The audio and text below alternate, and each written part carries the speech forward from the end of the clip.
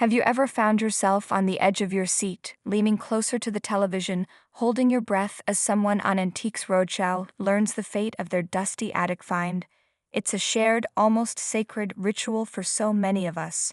We watch as a forgotten painting, a chipped piece of pottery, or a grandparent's old piece of jewelry is placed gently on the table. We listen to the story, we connect with the owner, and we wait for that jaw-dropping, life-changing number. But what happens when the number feels wrong? What happens when the collective gasp of the audience at home isn't one of shock and awe, but of disbelief and frustration? That's exactly the storm that erupted in the comments section of a recent social media post from the beloved PBS show, pulling back the curtain on a story that's been more than a decade in the making. It's a tale about a watch, a hero pilot, a father's keen eye, and a passionate community of fans who believe a priceless piece of history is still being sold short. Our story begins not in a grand auction house, but on the bustling sidewalks of Manhattan. It follows the footsteps of a retired doctor, a man who spent his life healing people but found his own unique solace in the intricate, ticking hearts of watches and clocks. This wasn't a quest for wealth, it was a love affair with craftsmanship. On one of his occasional strolls, he'd wander into a pawn shop on 3rd Avenue, a place where forgotten stories and second chances sat gleaming under glass. And on one fateful day he saw it. It was big. Unusually big.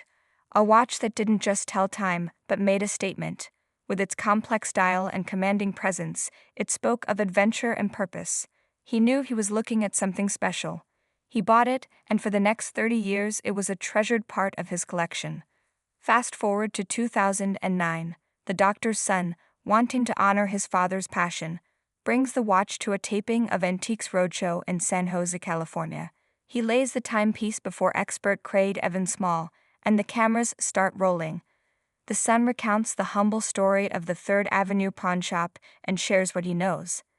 "I think it's an aviator watch," he says, his voice tinged with pride. This watch was designed by Charles Lindbergh after he flew across the Atlantic, and he worked with Longines to make an aviator's watch. He was absolutely right. This was no ordinary watch. It was a Longines Lindbergh hour angle watch from 1938, a direct descendant of the instrument that helped the legendary pilot navigate his solo flight across the ocean. The expert Small then asks a simple but brilliant question that unlocks the very soul of the object. "Do you understand why it's so large?" The guest guesses, because of dim lights in the cockpit. It's a logical thought, but the reality is so much more visceral, so much more human. Small proceeds to paint a picture of a bygone era of aviation, a time of raw courage and brutal conditions. Well, in the 1930s, when this watch was made and used, there was no pressurization to planes, he explains. Imagine it for a moment. You're not in a comfortable, climate-controlled cabin. You are in a rattling cockpit, thousands of feet in the air, with nothing but a thin metal skin between you and the stratosphere. It wasn't just chilly, it was bone-deep, freezing cold. They would wear layers of clothes, Small continues. They might wear a jacket under a sweater and vest. This watch was never designed to peek out from under a crisp shirt cuff. It was a tool, a piece of essential equipment.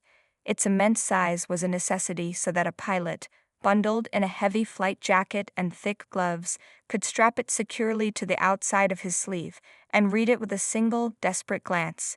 It was a lifeline, a mechanical co-pilot ticking faithfully against the biting wind and the roar of the engine.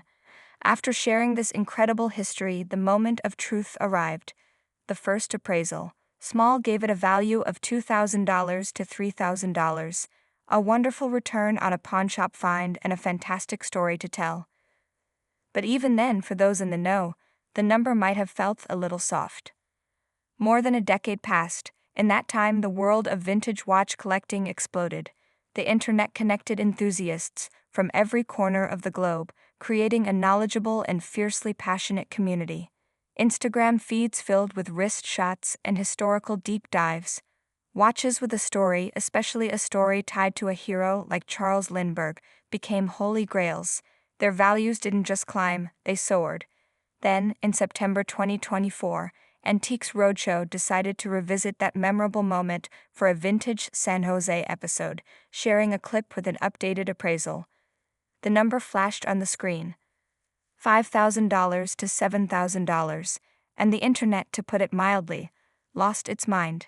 The comments section became a forum of furious debate. This wasn't just polite disagreement, fans were